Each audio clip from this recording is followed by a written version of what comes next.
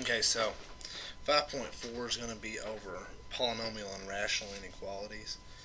So let's start with, we're going to do most of this on the calculator. That's basically just what we're going to do. So let's start with something like this. This is a polynomial, and it is everything greater than or equal to, greater than, strictly greater than 0. So what we need to do, go to the calculator, okay, we're going to graph it. Okay, we're going to graph it. Let me show you what we're looking for. Now, it helps that this guy was already set equal to, everything was on one side and we had 0 on the other side. We need to always do that. We need to always bring everything on the same side. If it's not, have 0 on the other side. Then we go and look at the graph, and we're going to describe the interval, the solution interval. Okay, so if we look at the graph, that's all we got to do is look at the graph. It's saying everything greater than 0. So you can see here, watch my cursor, from negative infinity up to here, it is less than 0 because it's on the bottom side of the x-axis. But from here, it's greater than 0, and then it's greater than 0. But specifically right here, let's zoom in on that.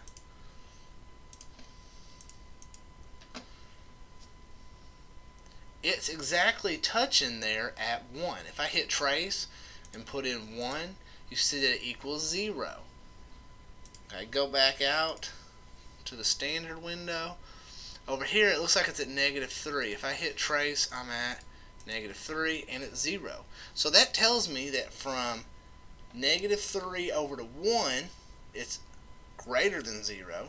And from 1 to positive infinity, it's greater than 0. Okay, so we cannot include negative 3 and we cannot include 1, because they equal 0, and this is strictly greater than. So my solution interval is going to be from negative 3 to 1, and then from 1 to positive infinity. Okay, we cannot include the negative 3 or the 1 because those are equal to 0, and this guy says everything greater than 0. Now, if I had put, let me do this in red so we can, nope, not that. Let's do this in red so I can show you the difference. If I had the or equal to part, okay, the solution interval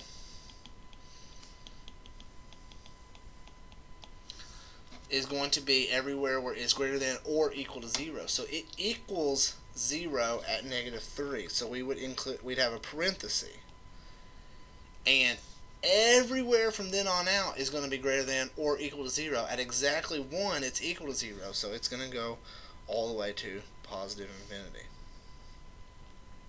Okay? Does that make sense? I hope so. I don't know. It's doing something weird with this dot. I'm trying to figure out what's going on here. Anyways, okay, let's do another example. Let's say we have, let me go back to black, x to the 4th is greater than x. Okay, very first step, get everything on the same side. So then now I'm looking for everywhere it's above the x-axis. So I graph it, x to the 4th minus x, whoops,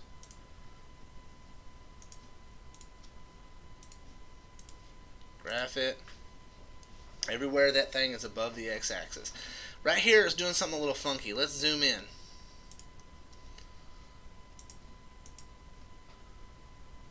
And you see that at 0 it goes below, and then at 1 it goes above. Let me double check that. I'm going to hit trace, hit 1, and yeah, that's where it goes. So everything where it's greater than that. So negative infinity up to this one, which is 0. So back over here, solution interval.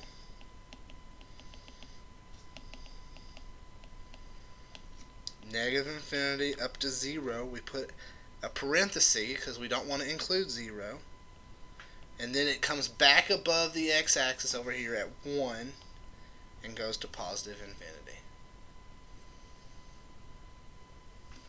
Okay, that was two polynomials.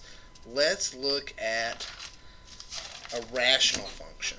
So let's say I have x minus 1 over x squared minus 4 is greater than or equal to 0. Now, the deal with rational functions is we have to also consider the vertical asymptotes, because you see this bottom part, if we set it equal to 0, we get a vertical asymptote at positive 2 and negative 2. So let's look at that. Okay, we have in parentheses x minus 1, close parentheses, over x squared minus 4. Whoops, I did it again.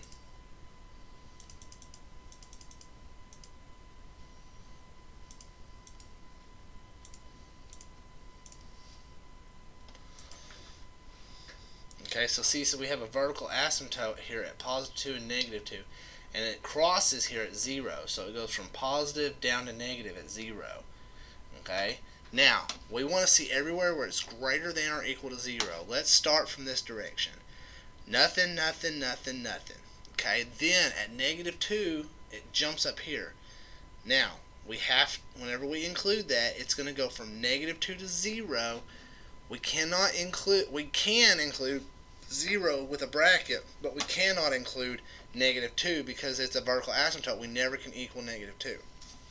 So, the solution interval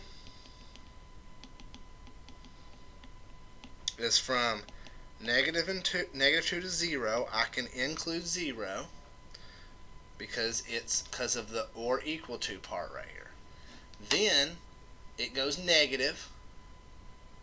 We become positive again because we're looking everywhere where it's above it. It becomes positive again over here on the other side of positive 2, and it goes on to infinity.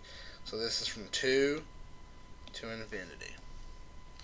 That's how we do it. We just graph them, put everything on the same side, graph them, and then describe the intervals using interval notation of where it's either above or below depending on the situation. Okay? That's basically it.